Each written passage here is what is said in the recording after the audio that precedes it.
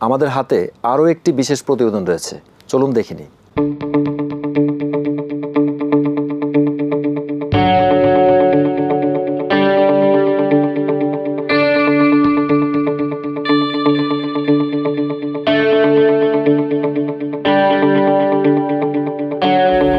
Nipa group বাংলাদেশের পোশাক শিল্পে এক অনন্য নাম। অর্থনীতির মূল চালিকা শক্তি হল শিল্প খাত। এক্ষেত্রে তৈরি পোশাক শিল্প প্রতিষ্ঠান নিপা গ্রুপের অবদান অনেক বেশি।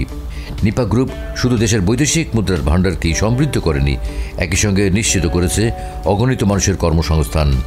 দেশের রপ্তানি খাতে গুরুত্বপূর্ণ অবদান রাখায় ওভেন পোশাক শ্রেণীতে নিপা ওয়্যার ফ্যাশনের ব্যবস্থাপনা পরিচালক মোহাম্মদ খসরু চৌধুরীকে দ্বিতীয়বার মতো সিআইপি হিসেবে নির্বাচিত করেছে বাণিজ্য মন্ত্রণালয়। কারখানার ভিতরে আধুনিক প্রযুক্তির সেলাই মেশিনে নানা ধরনের পোশাক তৈরি করছেন নানা বয়সী পোশাক শ্রমিক।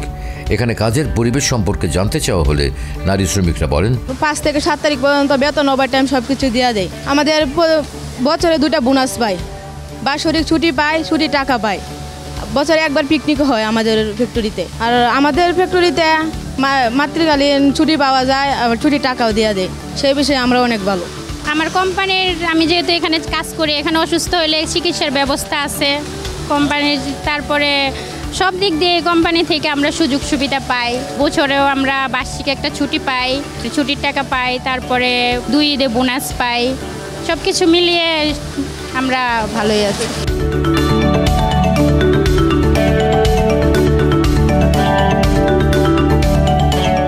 আমরা কয়েকজন শ্রমিকের সাথে কথা বলে জেনেছি তারা এখান থেকে যে পারিশ্রমিক পান তাতে তাদের সংসার ভালোভাবেই চলে।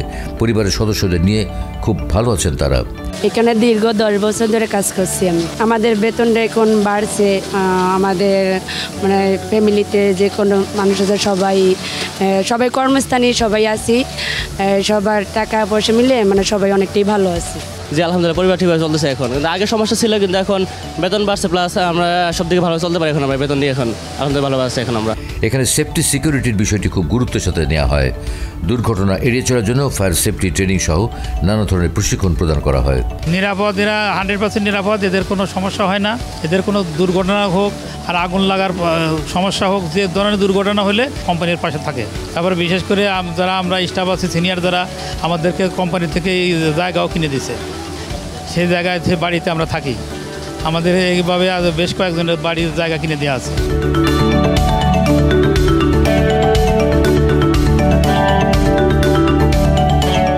বাংলাদেশের তৈরি পোশাক শিল্প যাত্রা শুরু করে 60-এর দশকে।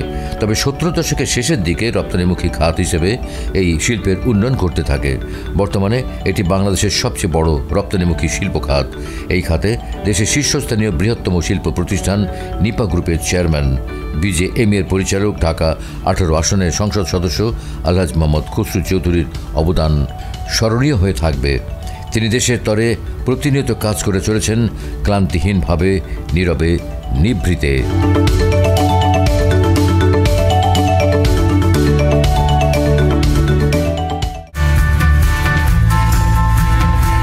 আমাদের অনুষ্ঠান একেবারে শেষ পর্যায়ে আমি ছোট্ট একটা প্রশ্ন করতে চাই। আপনি একই সাথে শিল্পোদ্যোক্তা এবং রাজনীতিতেও আপনি অনেক সফল। তো বর্তমান যে প্রজন্ম বা তরুণদের উদ্দেশ্যে এই যে সফলতা কিভাবে তারা পাবে বা অ্যাচিভ করবে, এই জন্য তাদের প্রতি আপনার কি কোনো মেসেজ রয়েছে? যদি থাকে একটু বলুন। জি, অবশ্যই আপনার মাধ্যমে আমি আমার প্রজন্মকে, যেটা আমরা বলবো আমার সন্তান, যারা আসলে পড়াশোনা করছেন, যারা অ্যাম্বিশন দেখছেন যে তার জীবনে অনেক বড় হবেন, আমি সবাইকে বলবো যে সবাই যেন মোবাইল ছেড়ে দেয়। বাসায় আসার পরে দেখা গেছে যারা যারা মোবাইল নিয়ে সবাই আলাদা আলাদা করে বসে সময় কাটায়, সেই সময়টাকে মোবাইল বন্ধ করে ফেলতে হবে। মোবাইল আমার দরকার আছে, কারণ আমি ডিজিটাল থেকে আমি স্মার্টে যাচ্ছি, আমার এটা দরকার। কিন্তু সেটা আমাকে বাসায় যখন আসবো, আমরা এক টেবিলে বসে আমার সব ছেলে মেয়ে সহ করে, মানে আমার পরিবার যারা আছে সবাই একসঙ্গে আমার খাওয়ার টেবিলে বসতে হবে। সেখানে সারাদিন যা করছে সেটা ভালো হোক মন্দ হোক, সবাই বসে হাসি তামসা করেই যদি থাকা যায়, তাহলে বাবা মাদের সঙ্গে সন্তানের একটা বন্ডিং হবে। এই বন্ডিংটাই হবে পরবর্তী জীবনের আসলে সাকসেস।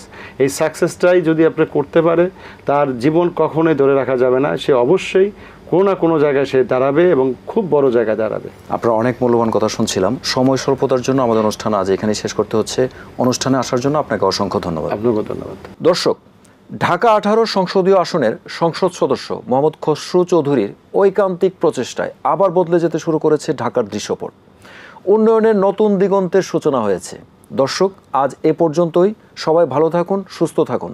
দেখা হবে আগামী পর্বে। আল্লাহ হাফেজ।